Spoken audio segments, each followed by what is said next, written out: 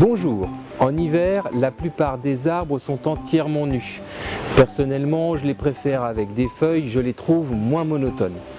Mais si on s'approche un tout petit peu du rameau, vous allez voir qu'en fait on peut faire de super découvertes. Vous voulez voir? D'abord, on remarque que le rameau n'est pas si nu que ça. Il est orné de petits bourgeons. En réalité, ils étaient là depuis l'été dernier, mais comme ils étaient minuscules et qu'il y avait des feuilles, ils sont passés totalement inaperçus. Alors on peut trouver plusieurs sortes de bourgeons sur les rameaux.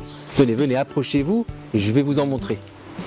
Il y a le bourgeon terminal, c'est celui qui se trouve à l'extrémité du rameau, et puis les bourgeons axillaires qui sont situés légèrement au-dessus de l'emplacement de l'ancienne feuille. Vous savez quoi? Les bourgeons renferment un véritable trésor, mais cela, je vous en parlerai lors de notre prochaine chronique nature. Revenons-en à notre rameau. Vous voyez ici ces petites marques? Il s'agit d'une cicatrice qui correspond à l'emplacement de la feuille qui est tombée cet automne. Et là, regardez ces petits traits. Eh bien, ce sont également des cicatrices, mais elles correspondent à l'emplacement du bourgeon terminal de l'année précédente. Donc notre rameau a poussé de tout ça en une année. On raconte également que certains rameaux, notamment ceux du coudrier, seraient magiques. Voilà pourquoi les sorciers les utiliseraient pour fabriquer leurs baguettes.